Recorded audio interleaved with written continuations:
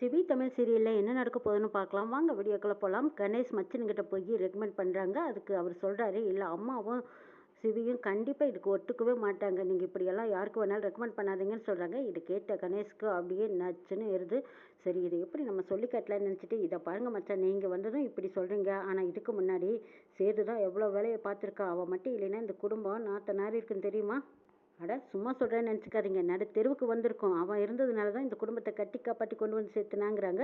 அப்போ இதை கேட்டதும், என்னங்க மச்சினுங்கிட்ட போய் இப்படியெல்லாம் பேசிகிட்டு இருக்கீங்க, அதுவும் அவர் நமக்கு சம்மந்தைங்கிறாங்க, சம்மந்தைங்கிறதுனால தான் இப்போ நியாயமாக சொல்லிக்கிட்டு இருக்கேன் அப்படின்னு சொல்லி கட்டிட்டு போகிறாங்க. இதை பாருங்கள், சொல்லி கட்டினா அது சரியாக இருக்காது.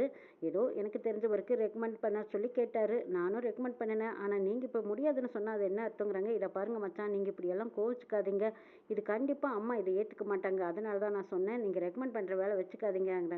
இதுக்கப்புறம் நம்ம போட்ட ஜால்ரா ஜெயிக்காது போல் இருக்குதுன்னு நினச்ச அகிலா கிட்ட சொல்கிறாங்க, இதை பாரு, இவ்வளவு நாளாக இந்த வீட்டுக்கு நம்ம மாமங்கிற முறையில் தான் இருந்தேன், இந்த வீட்டில் நம்ம பொண்ணு எடுத்திருக்கோம், இனிமேல் நம்ம வச்சது தாங்க சட்டம், நீங்கள் ஒன்றும் கவலைப்படாதீங்க. ஆனால் இந்த வர்ஷினி சேது கூட ஒட்டி வாழ்கிற மாதிரியே தெரியல, அவள் பண்ணுறதெல்லாம் கொஞ்சம் கூட சரியில்லைங்க. எப்படியாவது நம்ம சேதுவும் வர்ஷினியும் குடும்பம் நடத்த பண்ணணும், அதுக்கு என்ன பண்ணலாம், அந்த ஐடியா சொல்லுங்கங்கிறாங்க. அப்போ கணேஷ் சொல்கிறாரு, என்ன அவளுக்கே தெரியாமல் என் பையனை அவங்க கூட குடும்பம் நடத்த வச்சுருவோம், கவலைப்படாதேங்கிறாங்க. என்ன சொல்கிறீங்க, எப்படி நடத்துறது அப்படின்னு கேட்குறாங்க. அதாவது நான் சொல்கிற மாதிரி நீ செய், அவளை கூப்பிட்டு அவளுக்கு ஒரு ஜூஸை கொடு, அந்த ஜூஸில் மயக்க மருந்து கலந்துடுவோம், அதுக்கப்புறம் அவள் தன்னால் போட்டாட்டு சேதுவுக்கு அடிமையாயிடுவாங்கிறாங்க. இது கேட்டதும் திலகாவும், சரி அப்படியே சொல்கிறீங்க, நான் செஞ்சிடுறேன் அப்படின்னு சொல்லிட்டு போய் ஆரஞ்சு ஜூஸ் எடுத்துகிட்டு வர்றாங்க. என்ன வர்ஷினி டயர்டாக இருக்கியா, இந்த ஜூஸை குடி அப்படின்னு சொல்லி ஜூஸை கொண்டு வந்து கொடுக்குறாங்க. வர்ஷினியும் அந்த டயர்டாக இருக்கிறதுனால சரி கொடுங்கத்த அப்படின்னு சொல்லி வாங்கி குடிச்சிடுறாங்க. குடிச்சு கொஞ்சம் நேரத்துலேயே, சரிம்மா நீ ரொம்ப டயர்டாக இருக்க, நீ போய் ரெஸ்ட் எடுப்போம் அப்படின்னு ரூமுக்கு அனுப்பி வைக்கிறாங்க.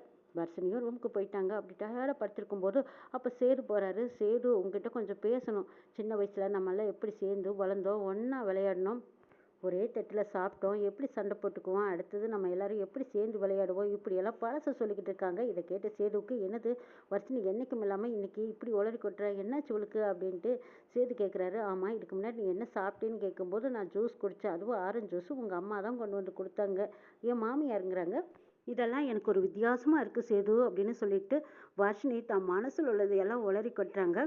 இதுக்கப்புறம் நம்ம சின்ன வயசில் இருந்தது உன்னை எனக்கு பிடிக்கும், ஆனால் நீ என்னை விரும்பியிருக்க, நான் உன்னை விரும்பலை, இப்படியெல்லாம் சொல்லிட்டு இருக்காங்க. சரி இங்கே பாரு, நீ ரெஸ்ட் எடு, ரொம்ப டயர்டாக இருக்க, நான் வேணா உனக்கு கால் அமுத்தி விட்டுமாங்கிறாங்க. ஆமாம் சேது, எனக்கு ரொம்ப கால் வலிக்குது, அவன் கால் அமுத்தி விட்றியான்னு கேட்டதுமே, சரி வர்ஷினி உனக்கு நான் அமுத்தி விட்றேன்னு நீ படுத்துக்கோ அப்படின்னு சொல்லிட்டு சேது வர்ஷினியோட கால் அமுத்தி விடுறாங்க. பாசத்தோட வர்ஷினி கால் அமுத்தி விட்டுட்டு இருக்கிறத பார்த்ததும் வர்ஷினி சொல்கிறாங்க, இதை பார் சேது, உன்னை எனக்கு ரொம்ப ரொம்ப பிடிக்கும், ஆனால் நீ என்னை விரும்பின, என்னால் உன்னை விரும்ப முடியல, ஏன்னா நம்ம சின்ன வயசுலேருந்து அப்படி ஒரு நல்ல பழக்க வழக்கத்தோடு பழகணும், அதையெல்லாம் மறக்கவே முடியாது அப்படின்னு சொல்லிட்டு ரொம்ப டயர்டாயிடுறாங்க. சரி நீ படுத்துக்கோ வர்ஷினி, நான் போய் படுக்கிறேங்கிறாங்க. இல்லை நீ என் பக்கத்துலேயே இரு, எனக்கு ரொம்ப பயமாக இருக்குது, ஏன்னு கேட்டால் அந்த பிரபு இருக்கான் பாரு, அவனை நினச்சா எனக்கு ரொம்ப பயமாக இருக்குது, அவன் ஒரு பொறுக்கி என்னோடய வாழ்க்கையவே ஸ்பாயில் பண்ணிட்டான் தெரியுமா, அவனுக்காக நான் தற்கொலை பண்ணிக்க கூட போயிட்டேன், ஆனால் இப்போ தான் அவனை ஏன் லவ் பண்ணோன்னு எனக்கு இப்போ தோணுது, அவனுக்கு முன்னாடியே உன்னோட காதலை நீ என்கிட்ட சொல்லியிருந்தா நான் உன்னை விரும்பியிருப்பேன், உன் மனசை புரிஞ்சுக்கிட்டு உன் கூட சேர்ந்து வாழ ஆரம்பிச்சிருப்பேன், ஆனால் இப்போ பாரு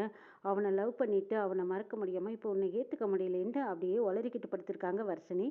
வர்ஷினி சொல்கிறது எல்லாம் கேட்டு சேது கண்கலங்க ஆரம்பிச்சிட்டாங்க, அப்படியே அசந்து தூங்கிட்டாங்க. பொழுது விடிஞ்சதுக்கப்புறம் சேது கண் முழிச்சு பார்க்குறாங்க.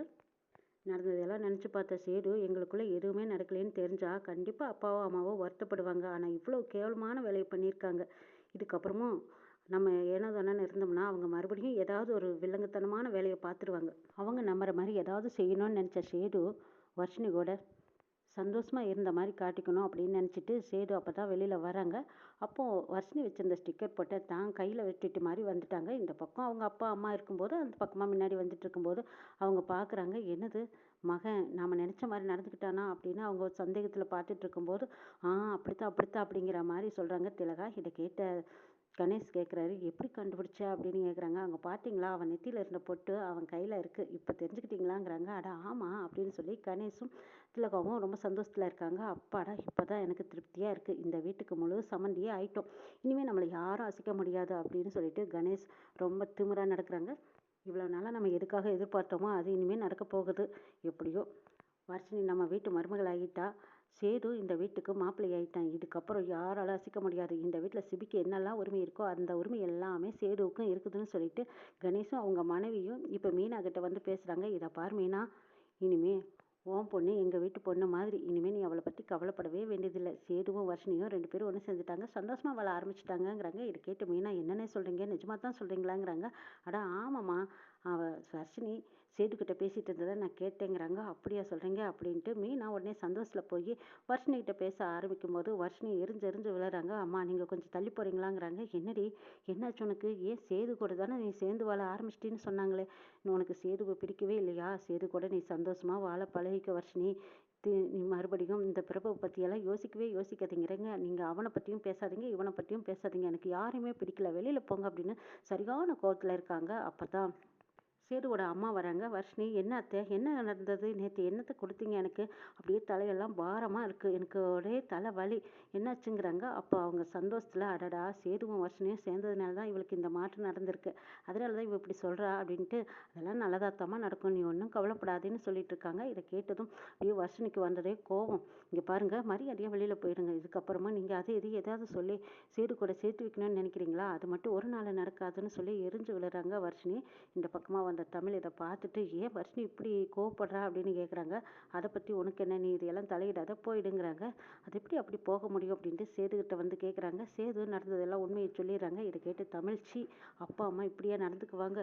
இதை பார் சேது, வர்ஷினி உன் மனசை புரிஞ்சுக்கிட்டு வாழற வரைக்கும் நீ கொஞ்சம் பொறுமையாக இருங்கிறாங்க. அப்படிதான் நானும் வர்ஷினியோட நிலைமையை அறிஞ்சு நானும் பொறுமையாக போய்கிட்டு இருக்கேன்னு சொல்கிறாங்க சேது. கூடிய சீக்கிரம் சேதுவும் வர்ஷினியும் சேர்ந்தா நல்லாயிருக்கும் நீங்கள் நினச்சா லைக் பண்ணுங்கள்.